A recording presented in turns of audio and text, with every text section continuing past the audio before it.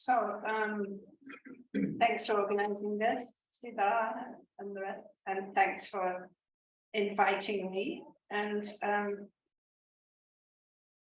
want to apologize for not being here this morning. I do not want to be one of those senior philosophers who just zooms in for their own talk and then I'm not typically one of those, but there was a fire in my hotel. And so we were just standing on the sidewalk half the morning, and the other part of the morning sitting in the Savoy Hotel lobby, which was an experience, but I would rather have been here listening to the talks. It wasn't a choice not to come. So now I'll move into my talk and start with speaking of just briefly what I mean by decolonization. As you all know, it's become such a buzzword recently. You know, it's cool for some and makes other people roll their eyes. And the meanings of decolonization are increasingly varied and contested.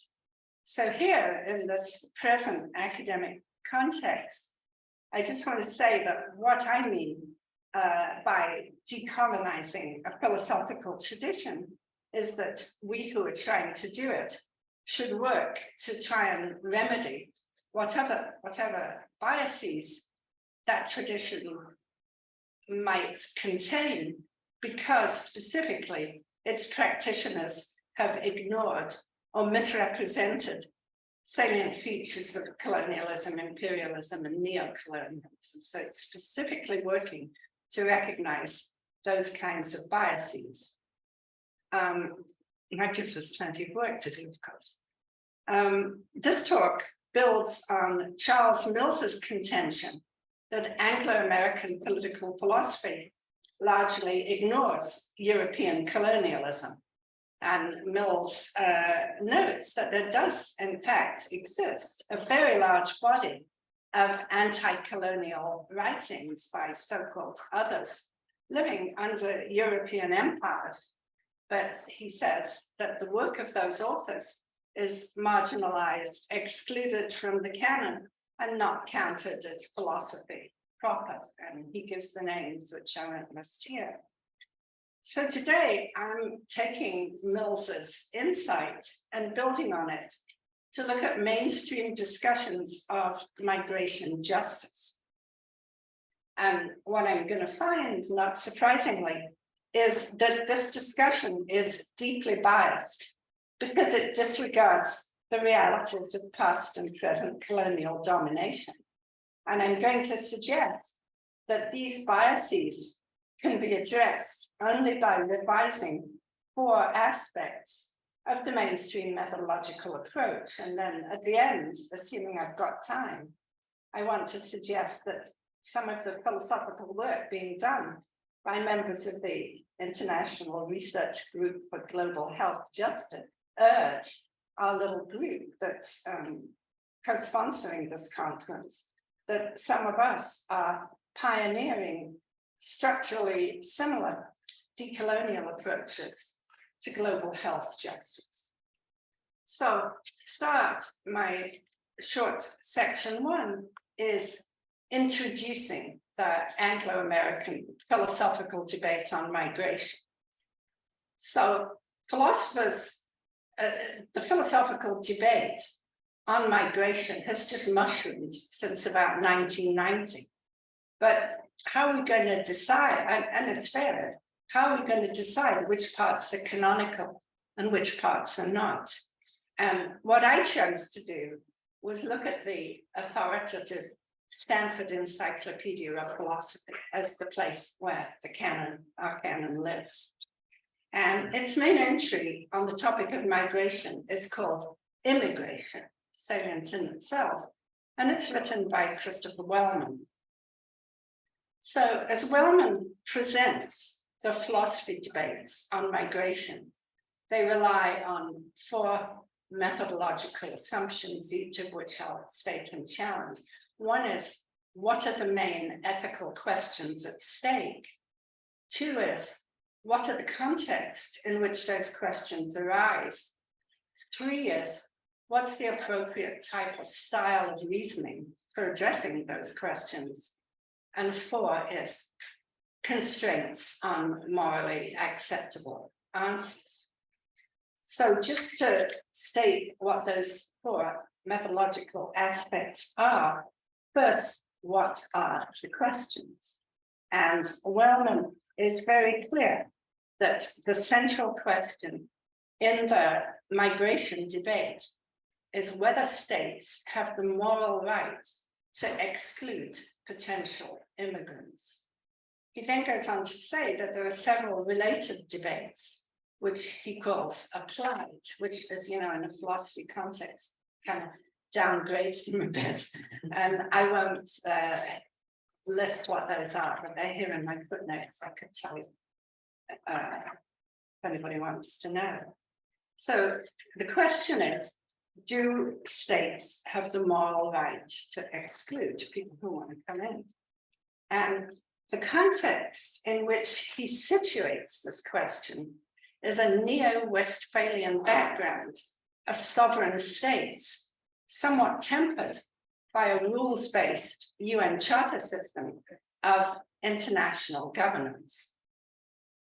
So in this neo-Westphalian model, the global order is conceptualized as a collection of discrete sovereign states, each of which has distinct national interests.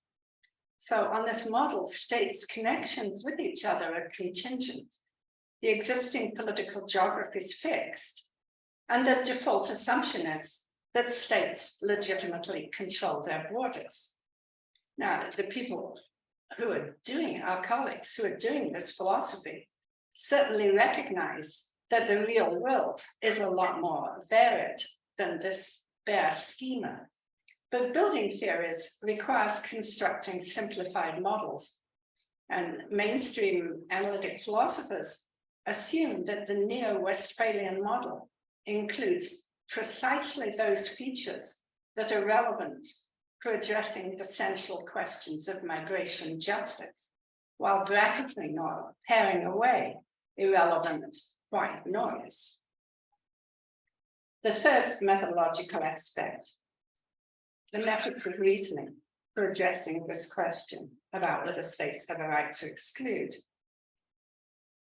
As described by Wellman, the method of reasoning used by most Anglo-American philosophers is to articulate a few broad ideals or principles that they can then appeal to in assessing the justice of particular admissions policies. This is obviously an a prioristic and deductivist style of reasoning that considers migration at a high level of abstraction and inevitably focuses on commonalities rather than differences. So migrants typically get conceptualized as abstract bearers of human rights, and states as situated similarly to each other.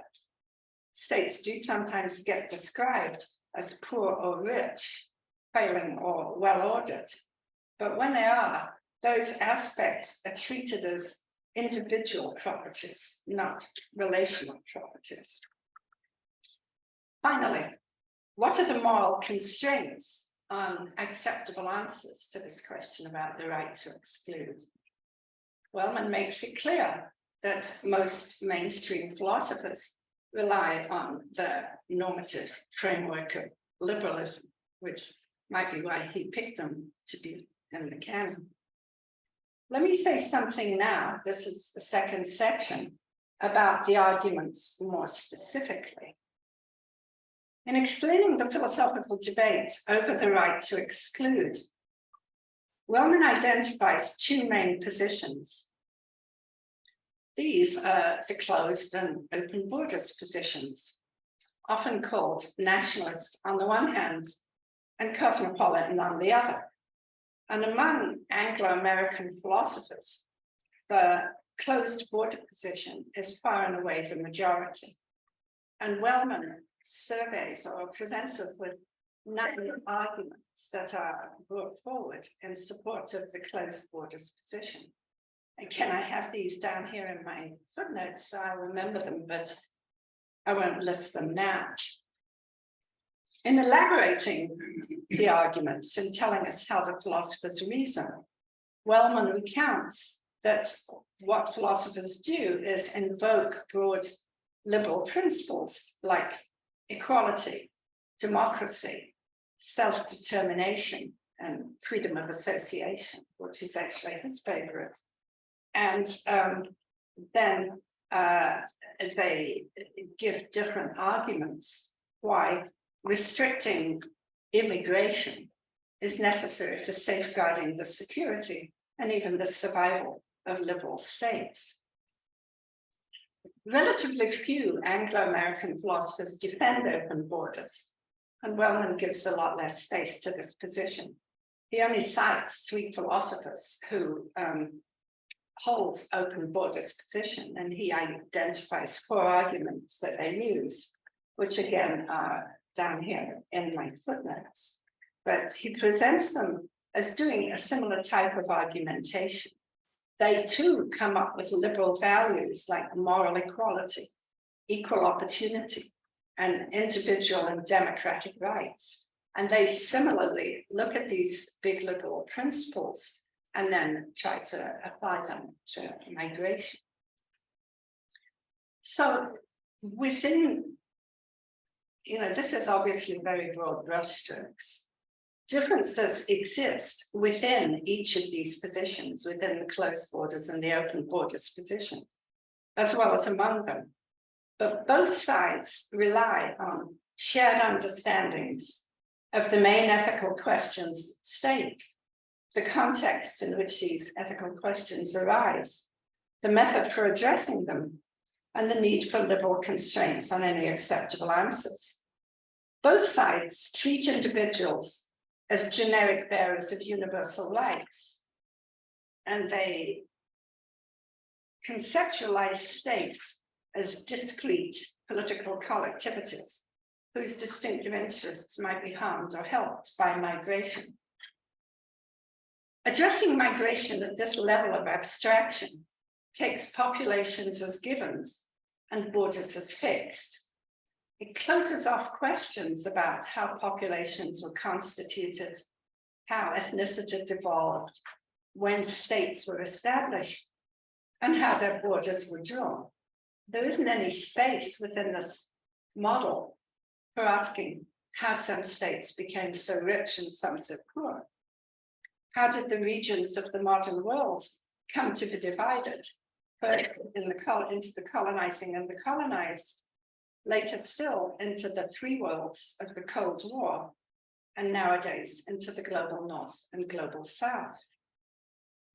The mainstream philosophy debate over migration directs our attention away, not only from specific migration flows, but also away from the abstract histories and current geopolitical structures that shape these flows. The abstract and a prioristic methodology allows philosophers to ignore the historical and ongoing relationships, even though the very identities of the peoples and states have been molded by those relationships and continues to shape them. The mainstream discussion treats these issues as not relevant to migration justice. And this is clearly a mistake that can be seen just by quickly surveying 2 clusters of empirical questions about contemporary migration. Just going to pause for a moment and have a drink.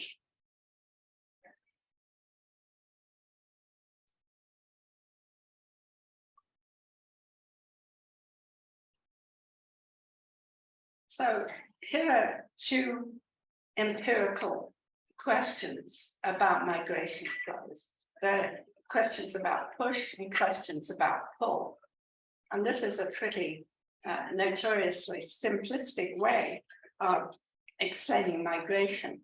but it works just for a short talk to illustrate the point I want to make. So first, what are the push factors? Why do they leave their homes to come here? Remember, the whole thing is immigration, where we, the philosophers, are situated. So, as we know, some migrants are fleeing natural disasters or civil unrest. Others are seeking better opportunities than those available in economies plagued by stagnation and corruption. However, poverty and unrest are not distributed randomly among states. Instead, they disproportionately afflict many former colonists, whose vulnerability is increased by their neo-colonial status. For instance, some former colonists were left with very arbitrary borders, which deprived them of natural resources or trade outlets, divided up some ethnic groups, and threw others uncomfortably together. So I think Cameroon today provides one distressing example of how these original colonial sins continue to generate communal conflict and refugees. Western liberals often contrast our rule of law with the gangs and corruption rampant, say, in Central America. But why are many societies in the global South not liberal and democratic today? One reason is that powerful countries have long supplied arms to autocratic rulers friendly to their interests, notoriously Nigeria, Zaire, and today some might add Saudi Arabia. In addition, many migrants today are fleeing countries where powerful states continue to engage in direct military action, most obviously Iraq, Syria, Afghanistan, and today Ukraine. Some forms of neo-colonial involvement are not directly military. Powerful countries contribute systematically to conflict in the global South by buying raw materials from corrupt and authoritarian rulers, so incentivizing the coups and civil conflicts that we call the resource curse. In addition, climate change is increasingly a factor in migration. And we know this is caused disproportionately by industrialized and usually former colonial states. So that's the push. Pull factors, why did they become, again, scare quotes here? The journeys undertaken by many migrants are dangerous, exorbitantly expensive, and too often fatal. And when they arrive in Europe and the United States, migrants often face hostility and racism. Despite these huge costs to migrants, the Anglo-American mainstream debate doesn't analyze why so many people make such desperate decisions. Philosophers, at least as far as what gets published in philosophy journals, seem to just find it obvious that here is better than there, that we offer more freedoms and better life chances. But why is life here so much safer and more comfortable than in most colonial states?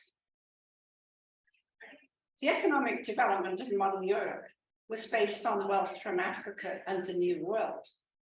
Wealth extracted by the dispossession, enslavement, and extermination of indigenous peoples, and by transatlantic slavery. The economy of the entire United States, not just the South, was built on slave cotton in the 19th century. Today, wealthy states continue to be enriched by a global order that's plausibly neo-colonial. Many economies in the global South rely on extractive industries and sell oil, gas, gems, minerals, and rare earth minerals to the global North under conditions that are exploitative and usually corrupt. Billions of dollars of Africa's wealth are regularly extracted by those outside it, or by illegally moving money out of the continent. Multinational corporate tax evasion is routine, when their wealth is taken from the global south, it's not surprising that people try and follow it north.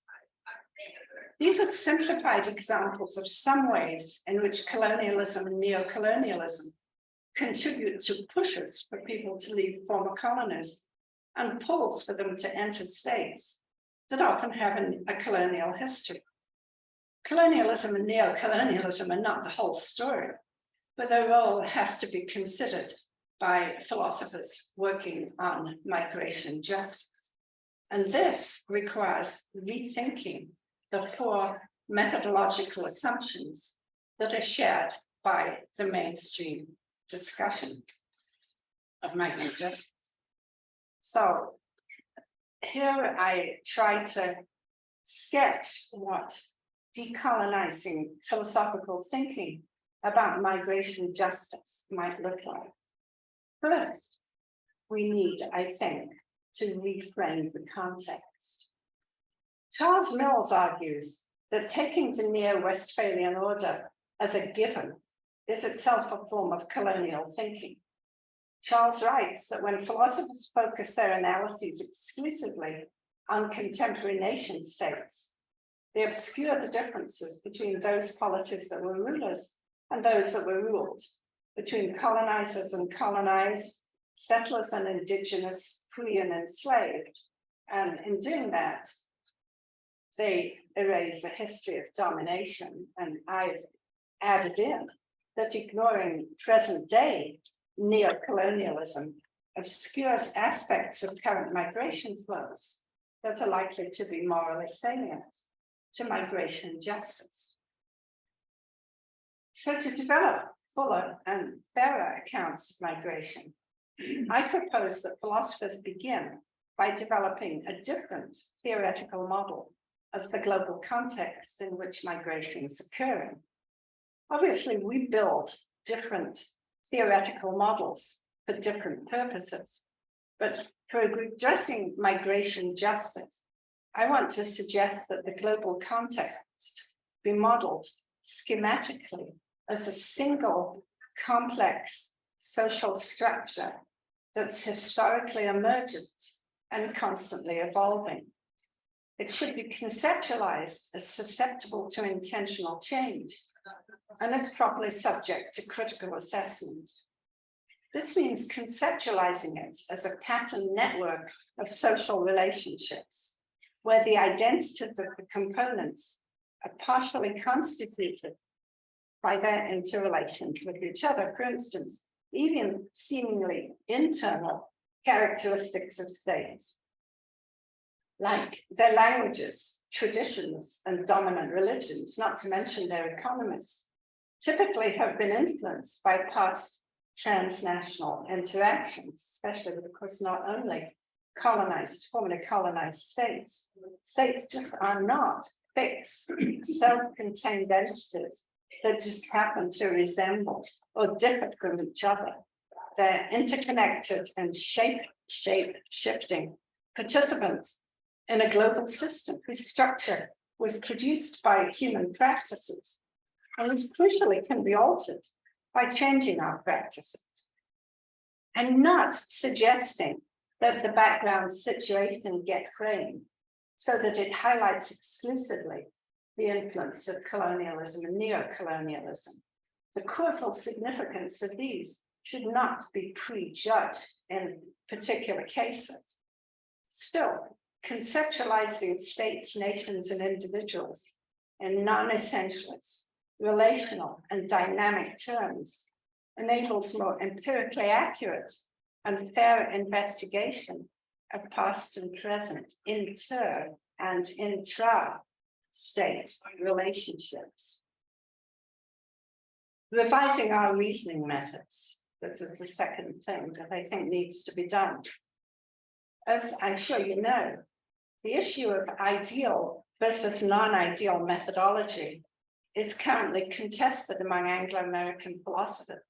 And it's not that clear a debate. Both terms are used in several senses.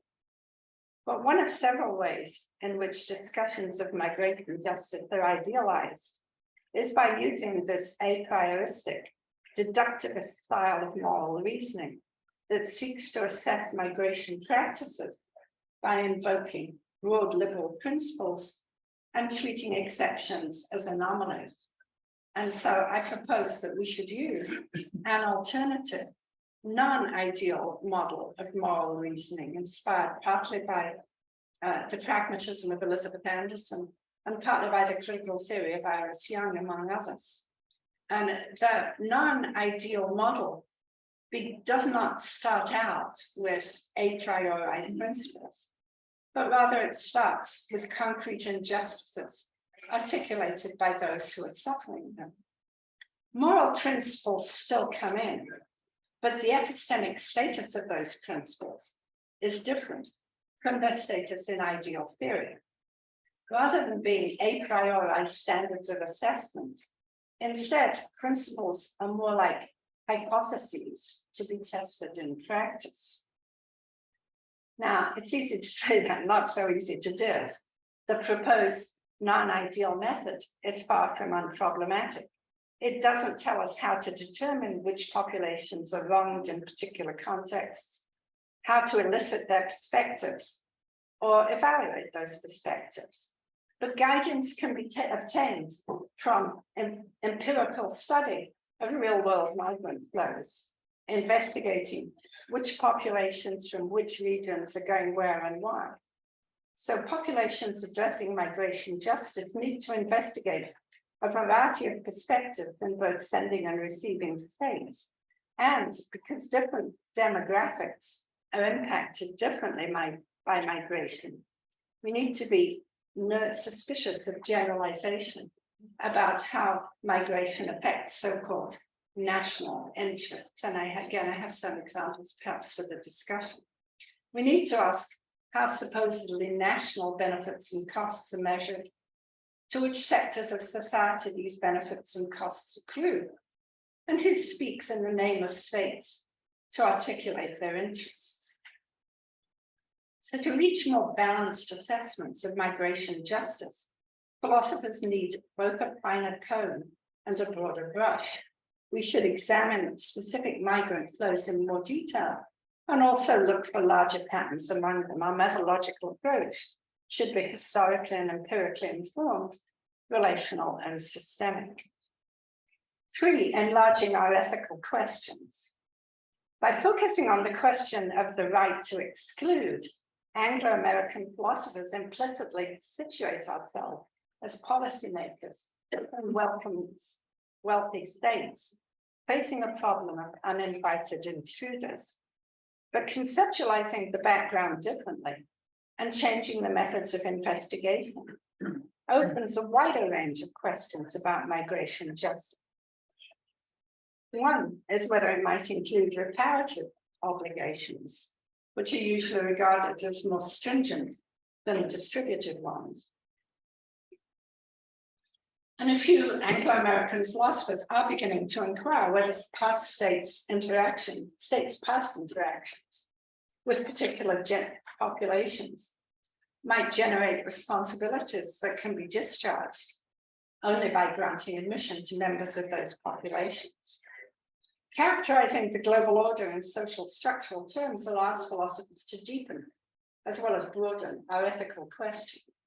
If we no longer take for granted the justice of the background global order, and instead ask whether it might be characterized by relations of domination and exploitation rather than reciprocity, questions emerge that go far beyond the right to exclude.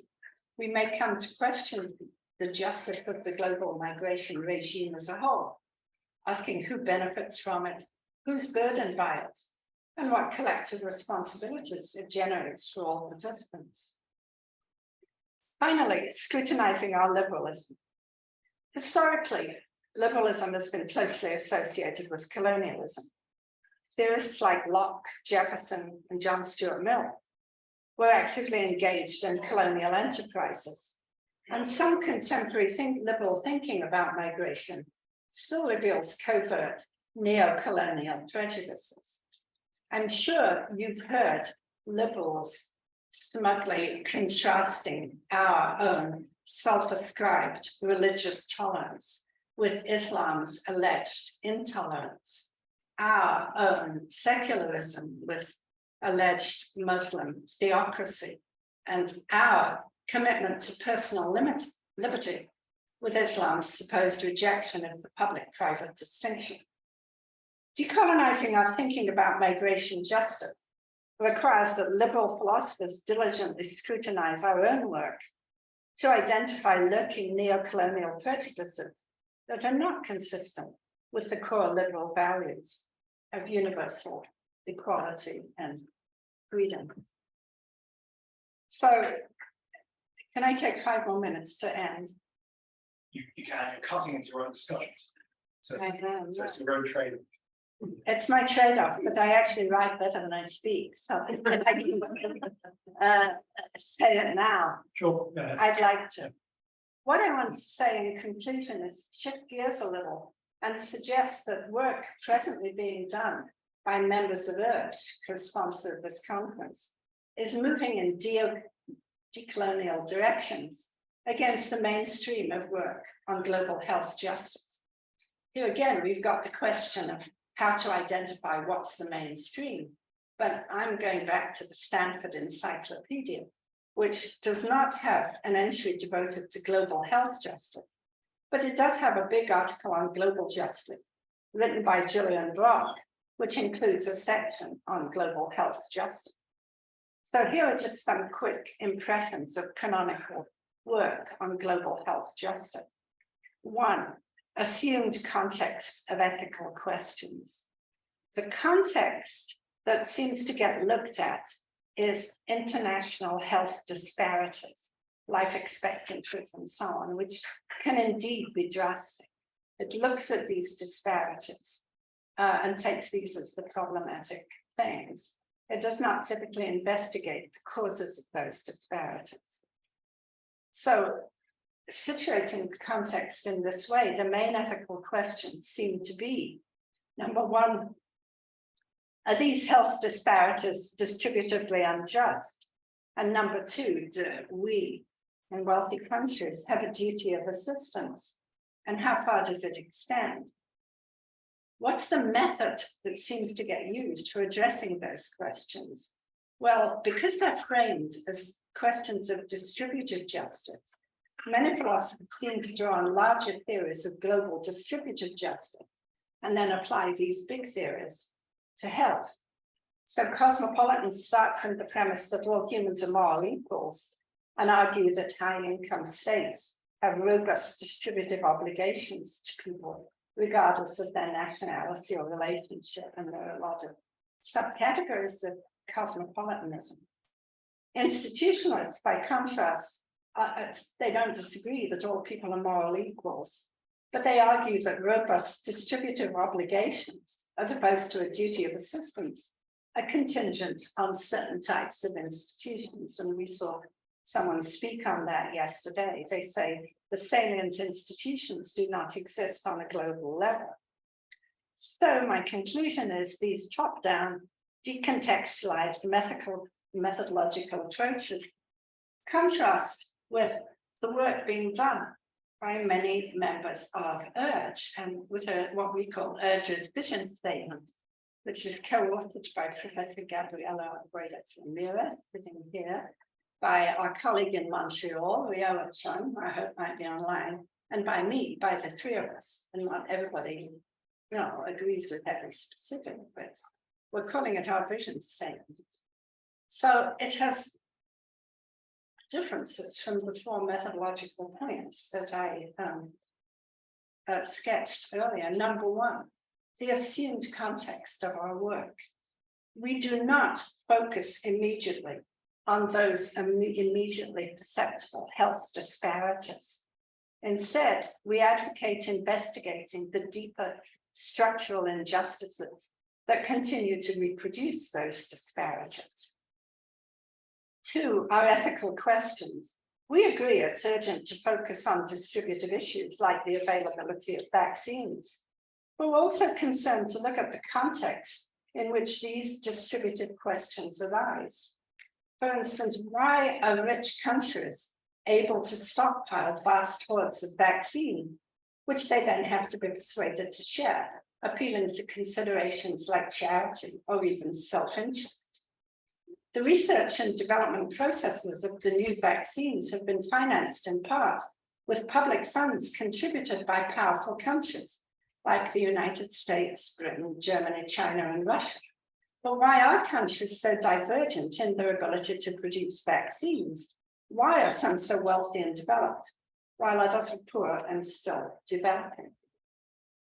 Our methods for addressing these questions are, we take a broad, multidisciplinary look, not only at how structural injustices in health systems, but also at how these are linked with injustices in other systems, like food production, transportation, natural resource utilization, our relation to the environment and care work.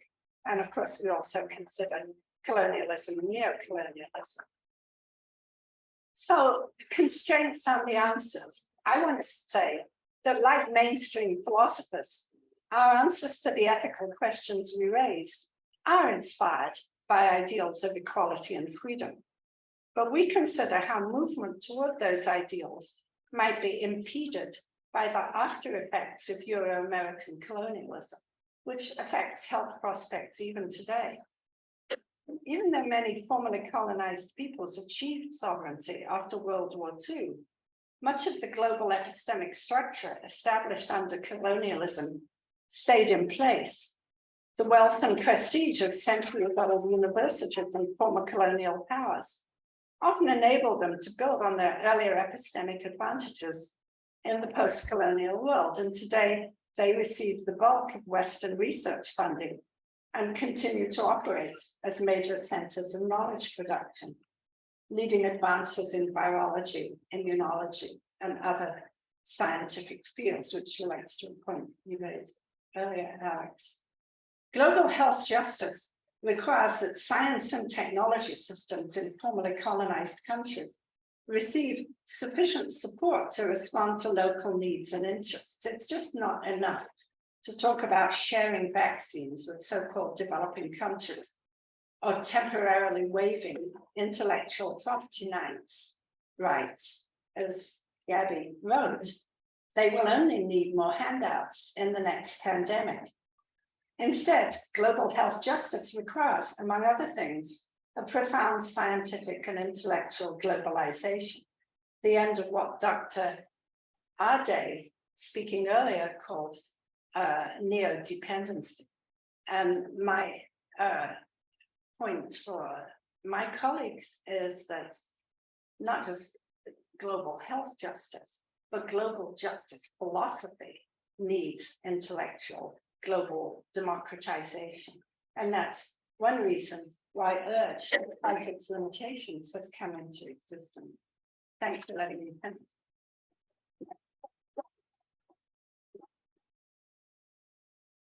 Thanks so much, Alison. So we have not a long amount of time for discussion, so I would encourage very short, concise questions, maybe short, concise answers to I'll do my best. about that. So having intimidated the audience, Alex.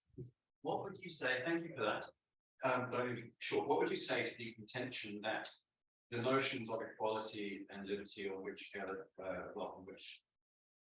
ultimately self-based, are themselves specific to the same intellectual tradition that we're talking as believes?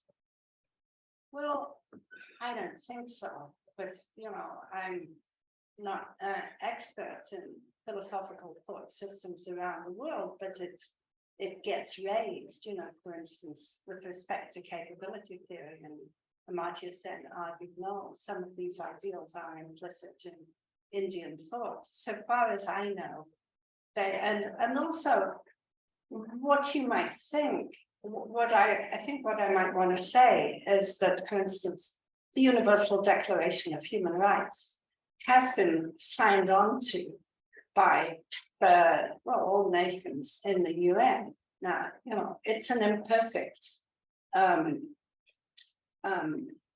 agreement. All the nations are not democratic, and they sign on with restrictions and so on. But I'm doing non-ideal theory or trying to. And as far as I can see, this broad, there is a broad global consensus on some version of these ideals. Did you want to say something? No, so we're taking Natalia's question from online, so I don't know whether we can get the time. We don't have a lot of time, so you can see the question, but I'll read it out. Thank you so much for your wonderful presentation. I was wondering what your impressions are on how these different methodological issues play out in human rights study. It is clear that most philosophical work on human rights, whether taking an ethical approach or a grounded political one, has been derived from Anglo-American liberal thought. Unsurprisingly, human rights themselves have been deemed a Western position, and yet they've been advocated from and shaped by the global South from the very start. Is it possible to decolonize human rights philosophy and how? All in about 2 minutes. I would like to think so, Natalia, but I am not able to give a succinct answer to that question. I hope you'll work on it and take over that. Well, Natalia is working on it, and I don't know whether she's going to take over it. That's something there. Was that there? Yeah, please. Maybe a quick question I had about it's very down to earth and practical, sorry, but about philanthropy. I sort of have Philanthropy. yes, I have this sort of personal question about whether or not neo-colonial infused or inspired philanthropic projects ought to be addressed on the same level and with the same urgencies as clearly more oppressive and negative consequences. Sure. Philanthropy. That there is sort of two evils in terms of neo-colonial. Absolutely. I mean, as the so-called philanthropy, you know, where did these contemporary rob barons get their wealth? And the enormous power of the large foundations in shaping research. You know, I guess Bill Gates was able to kill the setting aside of intellectual property rights on the vaccines. Yeah, I see. You know, the philanthropic industrial complex is integral to, not a separate thing from neo-colonial dependence domination. But I doubt that you disagree. Yeah, so a holistic approach is better in trying to address a reform of those philanthropic methods is desirable. Are you asking a strategy question, like where we sort of, yeah. I don't know. I think, you know, I'm an old feminist from like the stigmatized second grade. And what we would say then, those decades ago, was the front line is everywhere. It's where you happen to be. There isn't, you know, some particular favored strategy, like, I don't know, you start with blue collar work in factories or something like that. You struggle where you are with the issues that come up.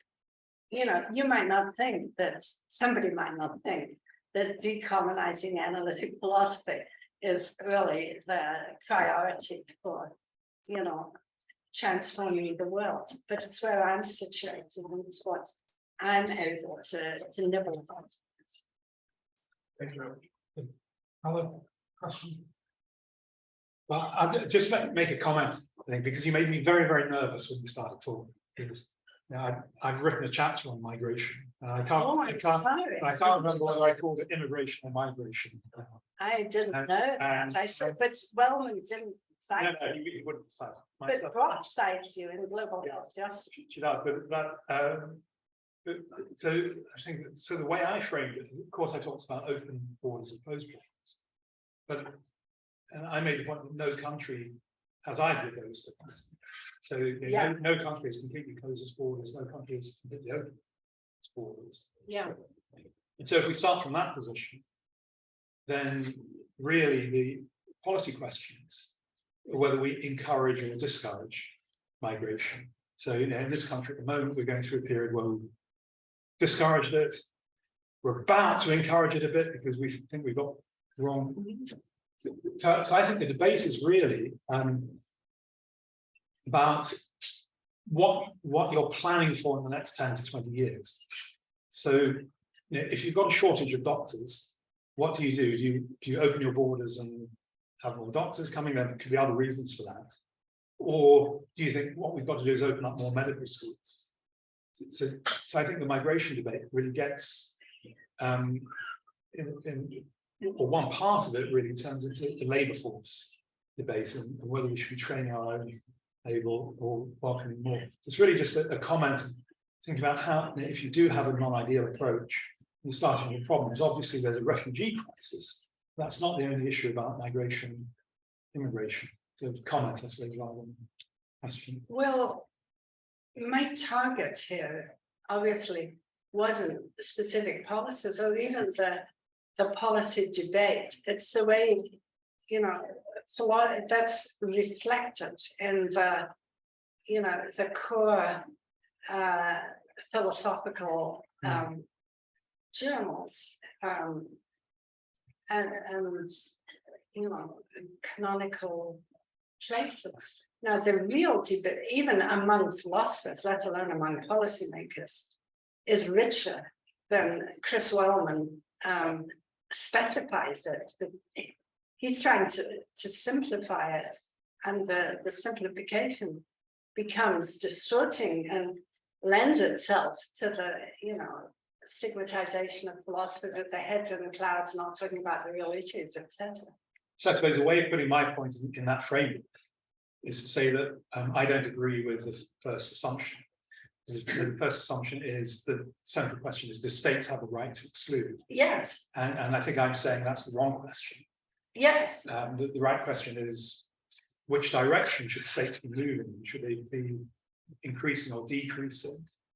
Now, you may not even think that's the right question, but I suppose that I haven't. Yeah. I mean, you know, what's the right question depends on the context and how broad you want it to be. What Wellman says are what he calls applied questions, and as you know, calling them applied is downgrading them a bit. But he says these are the subsidiary questions: the rights of foreign workers, the recruitment of medical and other professional workers from poor countries. I'm sure you saw that thing about Nigerian doctors. The treatment of irregular or undocumented migrants, and appropriate criteria for selecting which applicants can come in. And I know you know that policymakers are making it less family reunification and more about skills that we can use. I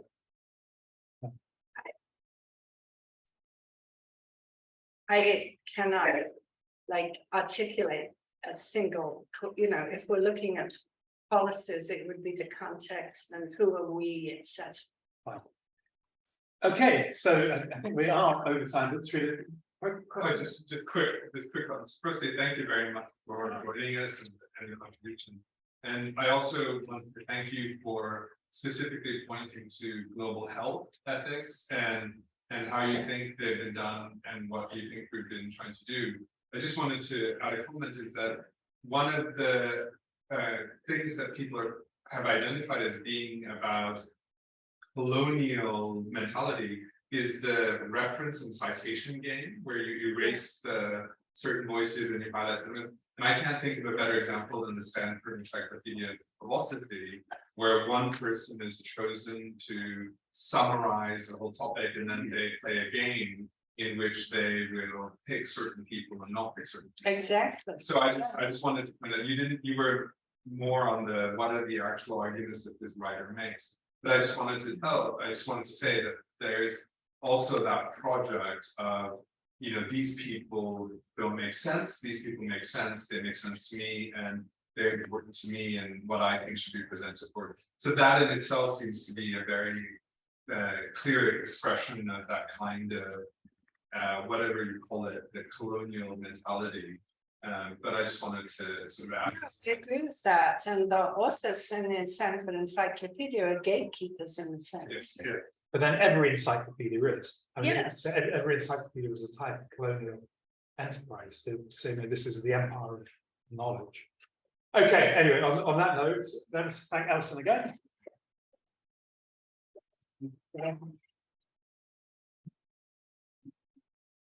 Oh, you did bring them.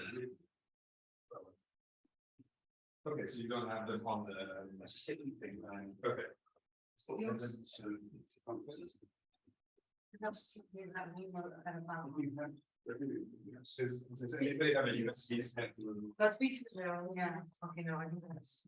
Sorry, I didn't realize. I thought I was a backup, so I didn't realize I was the main source. So I have a stick actually. we don't really know.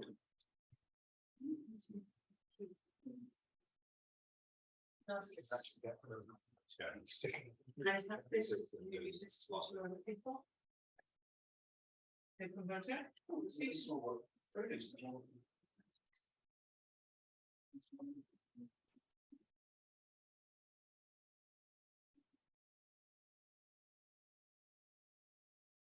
you want to do this that way? No, I'll just get it up from here. Yeah, it's impossible just to get this the there. name of it, You know what Macs are like. unless we let Alex, No, it's fine. It's all work fine. Okay, just take this. It's 30 seconds. Yeah. Here we go.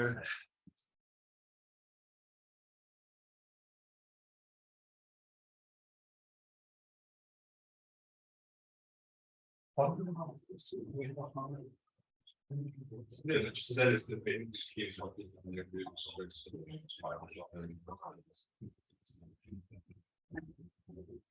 Go.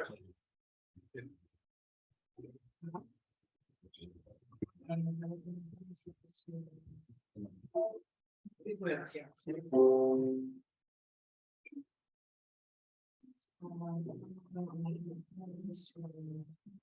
It's called Does Global Health Make Sense? I'm just going to move it to a desktop. So that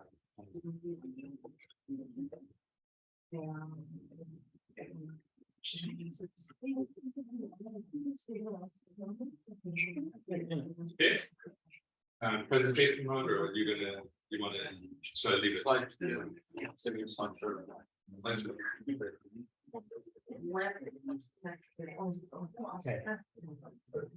Have we lost Gabby? She's getting. Okay, so I'm very, very pleased to introduce Alexander Broadbent, now at Durham University. So Alex used to do this obscure thing called philosophy of epidemiology, and no one knew what that was. And now we're all amateur philosophers of epidemiology, I think, and at least there's one person who knows what we're actually doing or trying to do when we do that. So it must be very gratifying suddenly to be in fashion. It's out, sort of, it's not exactly out of fashion, but somewhat obscure. Yeah, Most of your career up to now. yeah. No, thank you so much. Yeah, no, it is strange because I think I remember saying or writing at some point ages ago, plus epidemiology is the biggest science I've never heard of. Because like I was saying, it's like really important in all the news stories to see, nobody's ever heard of it. So then like, yeah. So I can't say I predicted it, but I do get to feel smug. So I'm going to just start with some advertisements because I think it's just useful to know. And so literally yesterday, this website went live, Centre for Philosophy of Epidemiology, Medicine, and Public Health, which is a joint venture between Durham and University of Johannesburg. If you're at all interested in anything like that, please look it up. We are going to be, actually, I'm going to be announcing this on the lists next week, so I haven't announced it really yet, but it's been approved by both universities, which in itself is a miracle. There is, I want to mention this as well, just in case you're thinking of putting a paper out there. This is a journal that was started a couple of years ago. It's doing nicely, but I do think if you're thinking of writing a paper in anything in this area, so we interpret both philosophy and medicine quite broadly. We're interested in different disciplines, different medical traditions as well. So I edit this. It's free. It's free to publish in, and it's open access. And it's supposed to, again, so the reason I mentioned both of these things is they're supposed to serve the disciplines. It's not just shameless self-promotion. nor indeed is this, even though I'm one of the editors, the other one is sitting at the back there. Doing an email. And which I think is I think again is going to be really useful for the field. That's the hope anyway. And it's available now online, even though it's got a 2023 date. So I wasn't sure whether to advertise in this way, and then I thought I would, because I just thought it would be interesting. So I'm going to talk about some tensions in global health, which relate to a lot of what's come up today in a way that's nice, because I wasn't sure. I'm going to talk things that we say, people say in public health and in global health. One size doesn't fit all. Context matters. You can't just plonk down your measure that you've designed here and plonk it down there. We've learned this in lots of different cases. Distributing condoms is not an effective public health measure for prevention of female infection or reduction of female infection rates of HIV in sub-Saharan Africa. We know that you have to use different means to do it. Even though it works in among gay men in San Francisco, you need trust, you need to build trust, you need to consult. We know all of these things, and this is what actually happens when a public health crisis hits. We all do the exact same thing, which was, as was mentioned earlier, largely devised at the wonderfully named Imperial College London. So I mean, like people aren't, one of the things I want to say is that people, it's not like there's necessarily anybody who's evil or doing things wrong in all of this, but it is very striking that there is nonetheless a kind of hypocrisy or a kind of tension that runs through a lot of what goes on in global health and public health. Aside from whether what's done is right or not, the point that I'm interested in is the tensions. So the question, and it won't do to just say, well, look, hang on, we say this and we do that. Like, yes, that's right, but why? We've got to go deeper than that. And I want to make this isn't a talk where I have a thesis to defend. I just want to raise 4 things that might be good to talk about. The first, and I'll go through these in more detail, but these are the 4 I'm going to say. The first is the point that scientists are local. I'm then going to say that scientific methods are local. I'm going to say that medical disagreements tend to reflect deep differences, not just minor ones. And I'm going to say that there is a degree of incoherence in the internal morality of epidemiology of public health. I also think actually of the liberal project, which is why I was asking that question. I do think that, I don't think there's widespread intercultural agreement. But I mean, I think this is one of the big change culture shifts that's going on. And anyway, let's see how it goes when we get there. So when I lived in South Africa for 9 years until 2020, and I was struck when COVID hit by what was happening, because I was in America giving a conference. I came back, and when I got back, I looked at the World Health Organization guidance and what you should do, because I'd seen that it was like wash hands and socially distance, and I was like, that's cool. Now, what are they suggesting for Africa, bits of Africa or other parts of the developing world or whatever. And it was the exact same guidance. There was one set of guidance for the whole world. And there are political reasons that prevent the World Health Organization from trying to give particular guidance to particular places. But I just didn't understand. How do you do this? How do you socially distance? The Imperial College London model requires what they mean by suppression strategy, which is what translated into a lockdown, is a 75% reduction in social contact outside a home. How do you achieve that in a context where you've got 15 people living in a shack and no piped water, and the nearest water source is 200 meters away, and what do you do if you've got to, 80% of Africa is in the informal economy. How are you going to eat? And the interesting thing about it was that I still, when I've said this, so I'm not even saying you shouldn't do it. I just didn't understand it. And what happened is I said, look, if people come back and say, look, it's the only thing we can do, it's justified as a precaution. But it's relevant. The question is, how do you do it, and how is it supposed to work? You could say all that about jumping to the moon. How do you do it? I still don't know what was envisaged by those policies. In case you don't know, many countries in sub-Saharan Africa put in place extremely severe, extremely restrictive measures, enforced them quite brutally. So this is how you actually do it: is you bring the army in. And there was a point in South Africa when COVID had claimed 3 lives and the security forces had claimed 11. So, it didn't last long. I mean, South Africa was hit badly by COVID, but that's not the point. So, I mean, just briefly, this is not a talk about COVID, but I mean, it's just useful to see the kind. So this is the queue. This is a picture of people queuing for food. That's just a picture of a township near where I didn't take a picture, but it is near where I worked in Johannesburg. That's some soldiers in I think Alexander Township in Johannesburg.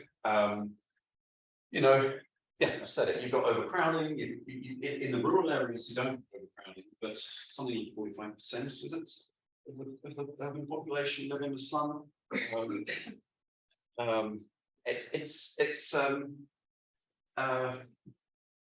It's hard to see how it can offer protection, and it's hard to see how, even if it did offer protection, it wouldn't create problems from other things like earning a living and so forth, which means that compliance becomes basically becomes impossible. And indeed, there wasn't actually a lockdown in most places. I mean, I don't personally believe, and I didn't. And certainly, when you went into the township beyond like the first street, people are out and about. I mean, it didn't really happen in most of Africa because, obvious reasons I couldn't. The other thing I want to say is it's not just the sort of awareness of what it's like that's local, it's also the priorities. I mean, the median age of Africa is 19.7, half the population is under 20. The median age of a COVID death in 2021 in the UK was 83. Obviously that will be lower in Africa because the median age is lower, but it's firstly about the relative ages of the two risks, and it's secondly about there are other things killing people.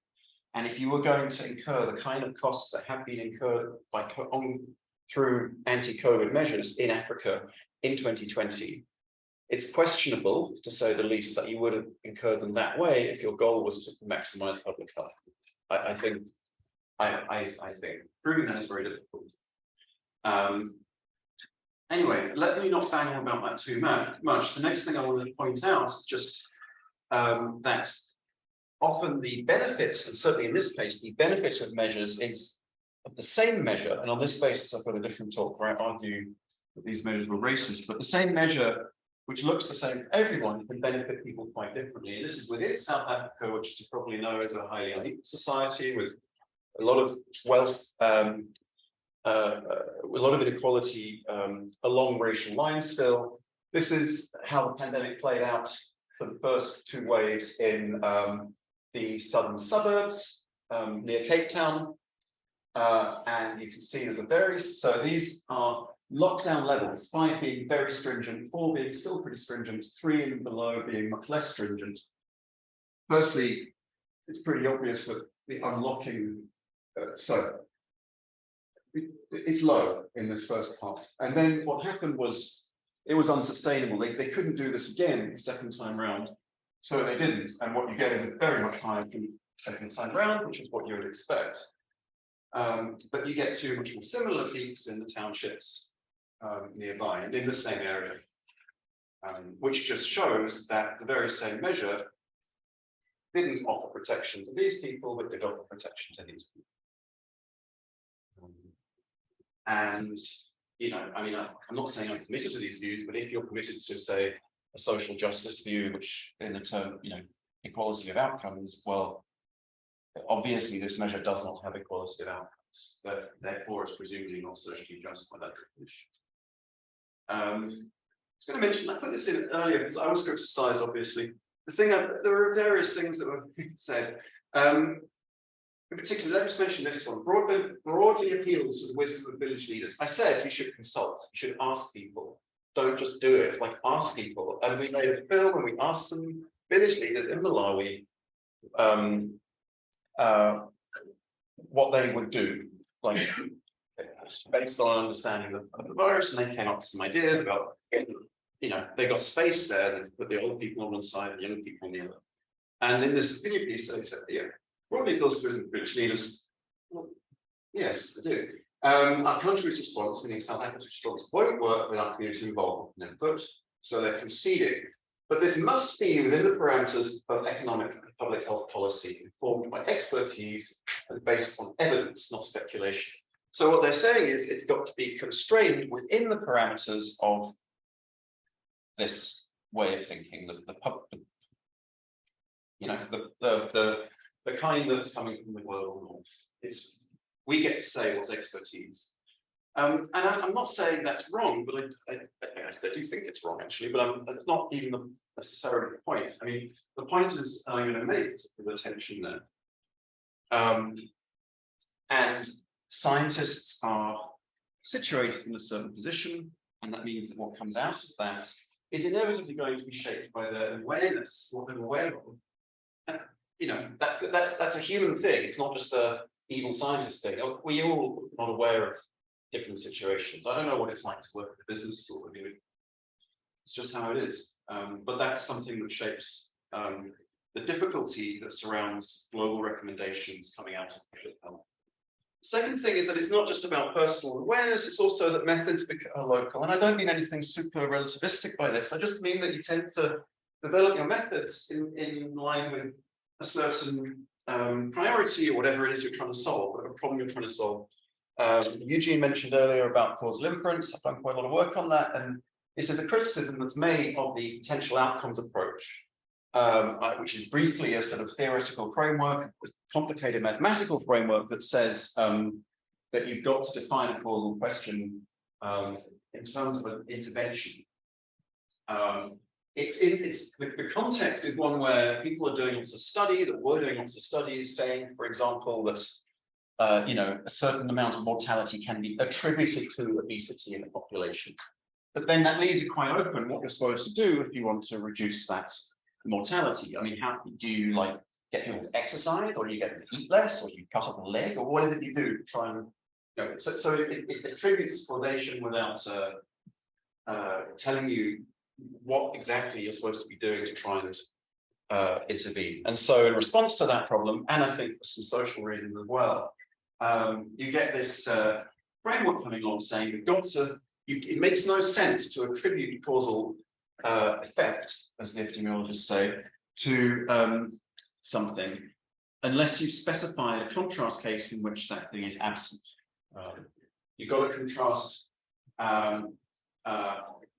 obesity with a case where there's an exercise intervention, and then you can measure the causal effect at the end of the exercise. I didn't know I was going to spin like that. This is a causal graph, which is the kind of thing that they draw a lot of. The problem with that is that things like race and sex come out not as causes, and that's a problem if you're a social epidemiologist or if you're a sociologist. And people made this point back in 2014, and that's because there's just no determinate answer. You know, I mean, all counterfactuals have this kind of vagueness, but specifically with some of these, they seem to be, you know, some of these traits are either constitutive, as some people have argued in the case of biological sex, or else, at any rate, there's no clear hypothetical.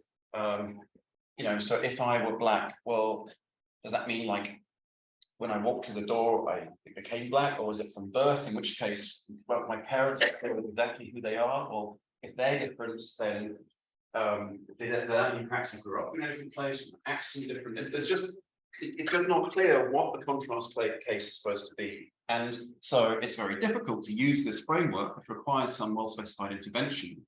You know, there isn't a clear one that would like change somebody's race, and the same for sex. I mean, you know, it's very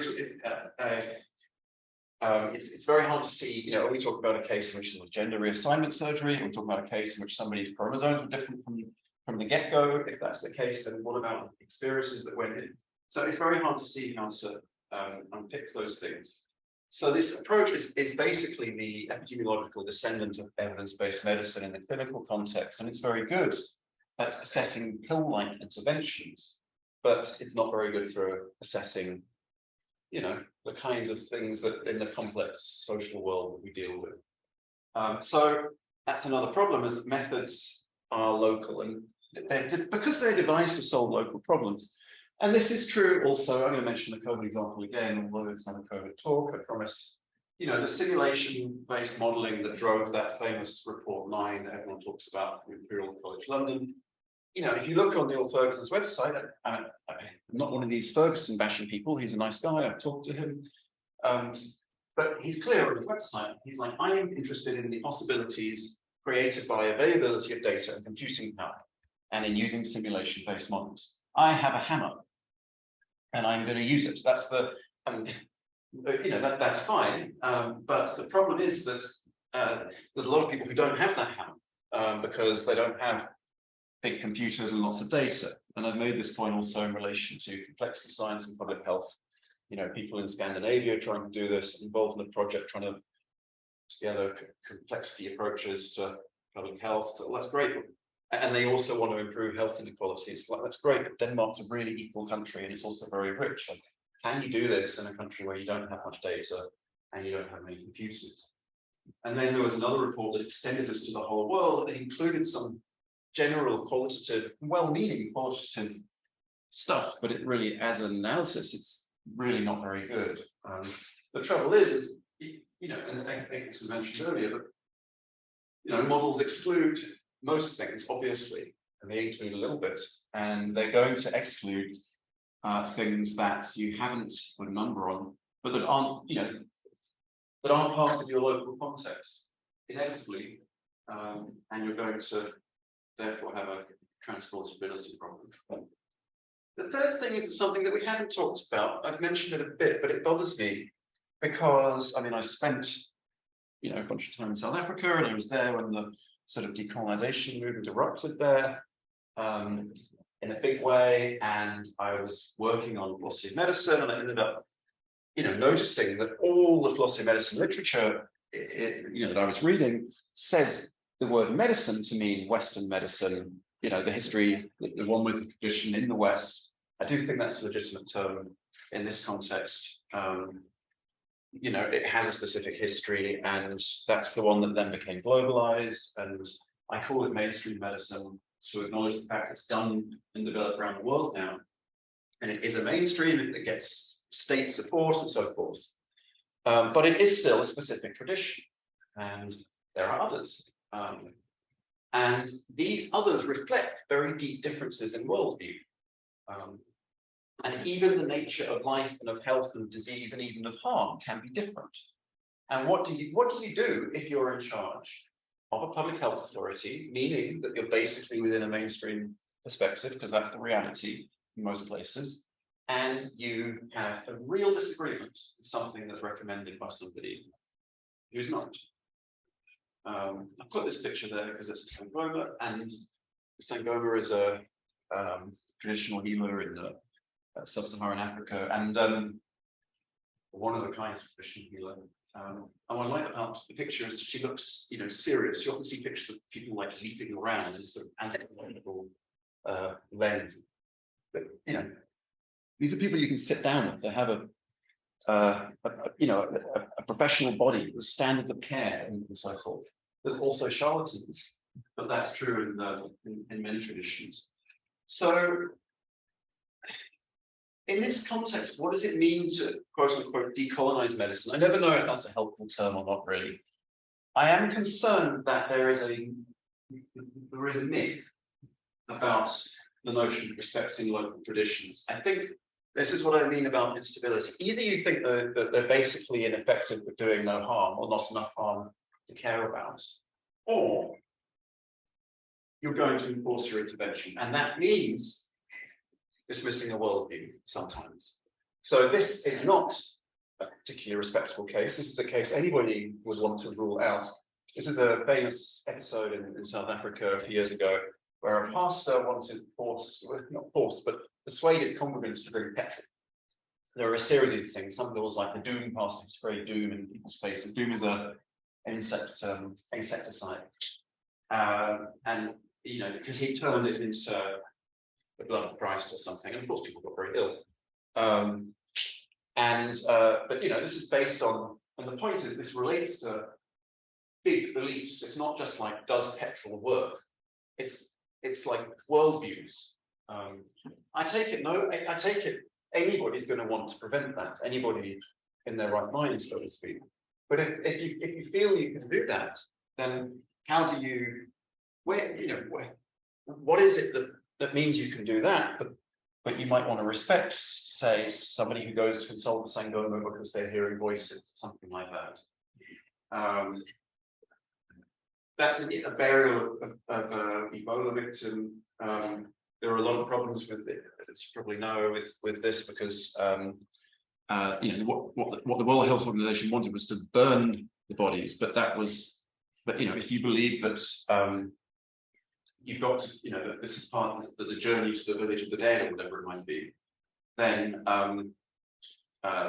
in a sense there is a fate worse than death, because death is just, so in my limited understanding of some African religions, the distinction, there isn't this strong supernatural natural distinction, and so like this sort of spirit world or the world of the ancestors is kind of like a natural progression. It's not like a sharp line, and if that's so, then it could be that fate's worse than what we're calling death. I mean, the notion of death in itself is going to be different. The notion of harm might be different, and so attending to your dying relative who has Ebola and then performing burial rites, embalming the body, and all that. In that context, it could be worth. I mean, it could be more. But even if you die, it's the same thing's going to happen to you. So, you come in as the World Health Organization. You go, no, you're not going to do that because otherwise you'll get Ebola. You're basically saying there's no such thing as the village of the dead, because if you thought there were, you wouldn't be doing that. Finally, this is the most general relating to that. I think there are just general tensions in global health thinking. Why do we want everyone to be healthier, whoever we exactly are? I do think there's a historical origin of this in the Christian tradition specifically. I'm not saying there aren't such ideas elsewhere, but I do not subscribe to the view that they do exist everywhere. I just think that you need really good evidence for that. The Romans were happy to crucify people and didn't think that was a problem. The idea, if everyone's worth the same, then nobody should be suffering if we can help it.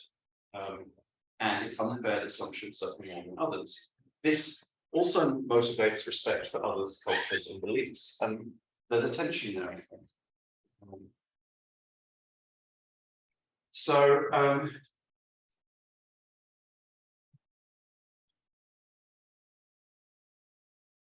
Yeah, I think that the ambition to treat all as equals is very hard to satisfy in conclusion. So your methods and your priorities are locally determined, but the traditions believe not only in different means to improve health. It's not just about interventions, but they also have different priorities. So you may believe there are things worse than death. I went through that example. So in a certain sense, I'm worried that there's never a way to treat everyone as equals, because if you give everybody equal, if you respect all worldviews equally, that might prevent you from giving everyone an equal opportunity for life, or equal access, or equal right to life, or equal right to health. If you promote equal right to health, so to speak, and that's not a very sophisticated way to express it, but if you promote that notion of equality, the one that's based on the sanctity of an individual human life that locates the moral worth in an individual, not in a community, that puts a sharp line between life and death, then you're going to have to reject views that do not accept that.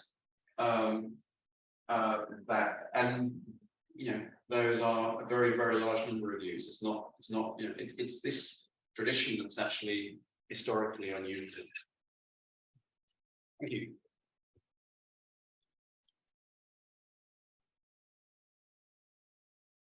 So, Sridhar, I don't want to. Okay, so I'll start. So I had two comments. Alex, thank you for that. I was interested in your talk because of all these different kinds of areas, but I was hoping that you would focus on how you do, whether there's any epistemological errors when you do epidemiology across the human species versus if you do it with a small group of people in a particular location. So what I mean by this is that in this case, there is the China lockdowns were unprecedented, right? So when you take a city of, what was it, like 1 billion people? Yeah, not quite 1 billion, but yeah, it was like I think in the province there were 50 million. Yeah, so hundreds of millions. So the idea is that, you know, in a neighborhood, if there is an infectious disease outbreak, you can quarantine the neighborhood and you can control it. But China decided that they're just going to quarantine a city of 1 billion people. And there's a lot of things that are wrong about that. And then, so what also happened is that this particular person at Imperial decided that they were going to do a UK, that's not a quarantine issue, that's just a modeling where they were trying to show what the dynamics are going to be. And what's interesting about it, and why I get sort of rough about it, is that they did a UK and then they also did a US. So why should a British, you know, disease dynamic modeler, let's say, oh, let's also do the US for fun, right? So it wasn't. It was a very clear, like, we're going to do the US, and then we're going to do the UK, and then we're going to talk to the Prime Minister, and then we're going to call the President, and then we're going to recommend sort of shutdowns and stuff. And that precipitated global stuff in one way, but also the other way. China did this before even this imperial people were doing it. Yeah. So I wanted your perspective on, because you are the kind of one of the leading experts on epidemiology and causal reasoning in epidemiology. Mm-hmm. And so I was wondering what you could say about, you know, these people sitting in these metropolitan locations and sort of talking about, you know, disease distribution and containment and stuff like that. That was one. The second thing is that I was surprised where you went in that last bit. I don't know if you surprised yourself where you went in that last bit, but I think that the idea that we should not have implemented full lockdowns because people may not see death and life in the same way we do, us being is I didn't get that. I didn't like that.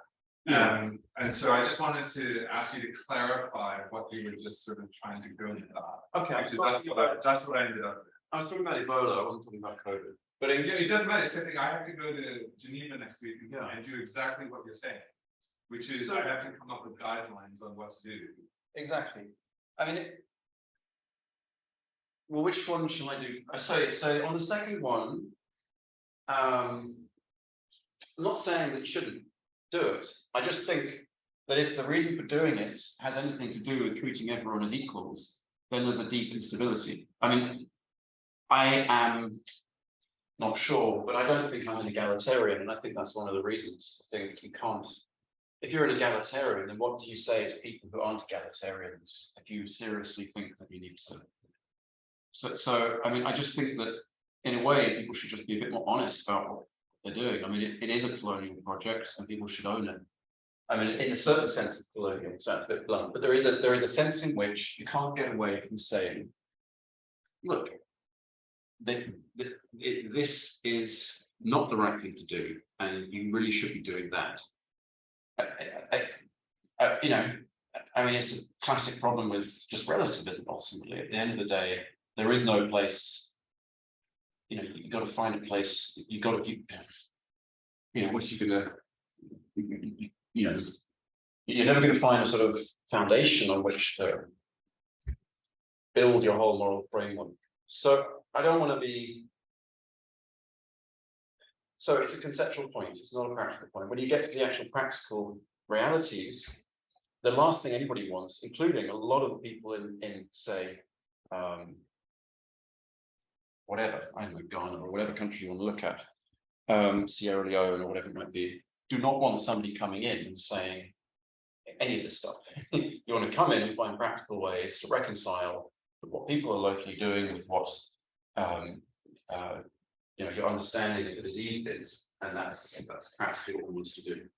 But I just, in a way, I'm just slightly calling bullshit in some of what gets said about respecting other views. I just, when it comes to it, you're going to make a decision. You're going to let people do something that you don't think is right, given that you have the power to stop them.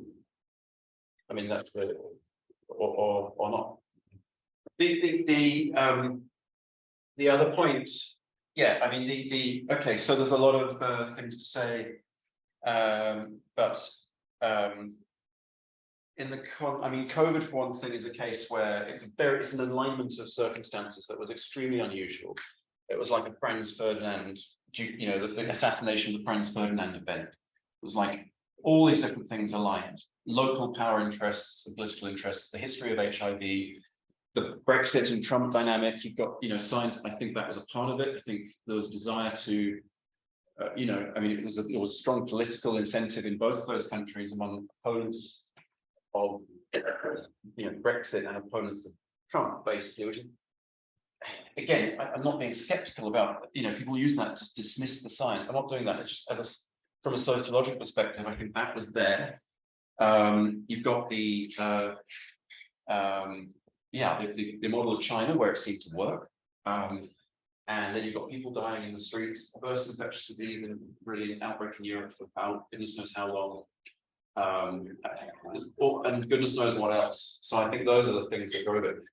Infectious disease modeling is not a major part of epidemiology. It's a teeny little corner of epidemiology. The kind they do is incredibly specialized, and somehow this gets to have global influence.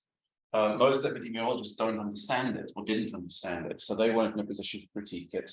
Most epidemiology is retrospective. It's just, you know, technical stuff. It's causal inference. It's not primarily prospective in this way.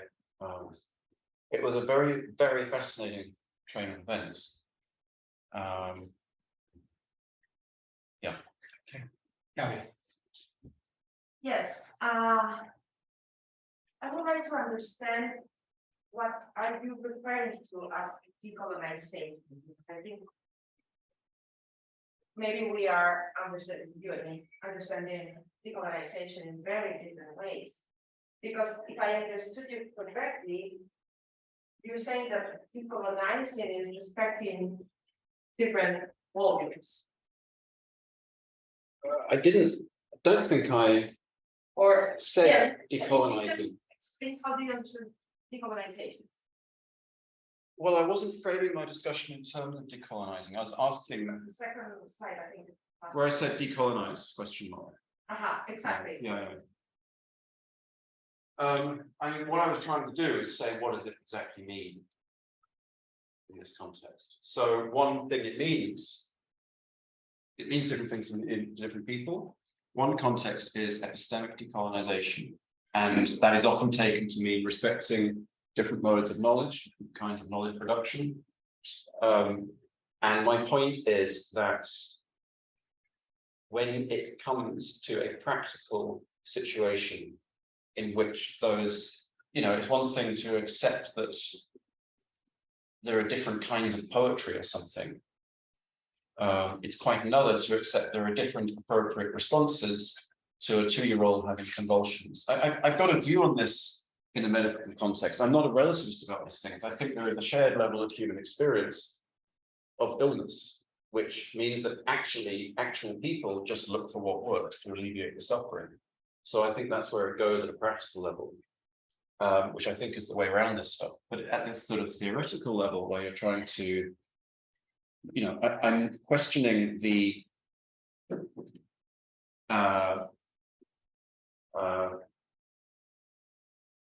motivation for, I'm questioning the you know, what happens when you try to implement this idea of equal respect for everybody. And I'm not saying I don't want it. I'm just pointing out, I'm doing what philosophers do, right? I'm asking a difficult question. Did I understand? And right now, no. Okay, the back. And thanks, that was really interesting, and I'm very sympathetic to a lot of what you said. It seems like a lot of discussion in social epistemology and explain really well why different situations require beliefs like necessary protections and really well, blah. And I kind of am very sympathetic to the idea that the widespread just lockdowns in all situations was, you know, this universalizability of some method that wasn't very well thought through. But it strikes me that there are some public health interventions that maybe don't require this kind of contextualist thinking. So just like the vaccine seems to be something that everyone's very justified in believing is going to be a pretty ubiquitously good intervention to use. So I mean, I don't know if my question has actually a direct criticism of anything you've said, as opposed to me just kind of wondering how you think we have to think of these fairly objectively well justified interventions compared to what you say are Okay. fairly interventions. Yeah, I mean, I think there's two things to say. One is, yeah, I mean, there's no doubt that the vaccine is, you know, where it's been implemented is basically into the pandemic. I mean, that's very clear. In the physical sense, I mean, things roll on, and people have made that point. I think you've got to distinguish the actual thing from the public health strategy. So this is my point about condoms as well. Condoms physically work, but as a public health strategy in sub-Saharan Africa, in that context, they're not effective because they don't get used for a number of reasons. In Africa as well, you know, vaccine uptake is very low. So as a public health measure, they haven't proved all that effective. In any case, probably, in my view, in Africa, it's just COVID has been rife in any case, people have had it. So that's probably, it's probably more academic in any case. But I'm not saying there's a better one, but the reasons that people don't want to take the vaccine, I mean, if people talk about availability, it's not just that. I mean, when vaccines have been available, they either haven't been distributed properly or that people just haven't come to take them. And that's for a number of historical reasons that were touched on earlier about trust and so forth. So if you distinguish the physical measure from the public health measure, I think when it comes to public health measures, that they all require some level of human engagement and human behavior. You're not going to just, like, you know, spray something across the population like they're crops that you're spraying a pesticide or something. So to that extent, I think typically, I don't want to say always, but I think typically you do have to take context into account in public health measures. I take the principal point that I'm not going to say in principle, there's never a situation which context is reasonably relevant, but I think in practice, I'm struggling to think of one where the social context is not, couldn't vitiate what would otherwise be an effective measure. Doesn't mean you shouldn't try and vaccinate people in Africa. I'm just. So let me ask something rather provocatively, that someone could have sat through your talk and taken it as an argument that there shouldn't be a WHO. I certainly think that, well, so if you look at the actual WHO rather than a WHO, I think it has a lot of there's a lot of things going on. I think in COVID, it did do a lot of things wrong.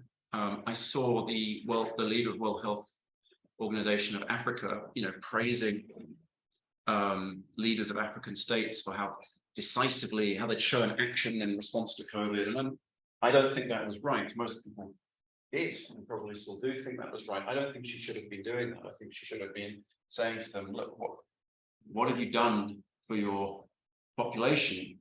Like, given that you're doing this, how are you dealing with, you know, so I do think that the World Health Organization has a lot of problems. It also is run on a shoestring budget. I mean, I worked with them. I was working on I was a report author for the United Nations Development Programme's rapid needs assessment for COVID in South Africa. And we worked with a whole bunch of different agencies, and the World Health Organization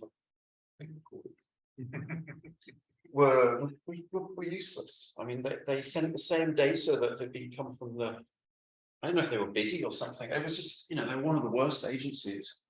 I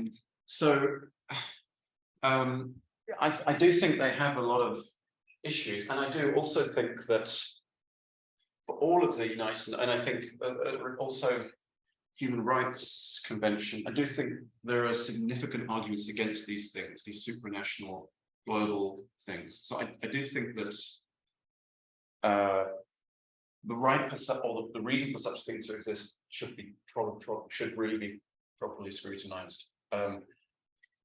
You can't just assume that they are serving the interests of everybody, and you can't just assume that they reflect values that are universally held. On the human rights, I mean, it's not a coincidence that a lot of African Union states that want to sign out of it, and all the people, all the national leaders who have been brought to The Hague are African. So I mean, these are things that there's like theoretical World Health Organization, the actual one, and I'm not saying you should abolish the thing, but I do think that some of these things need to be much more clearly brought out.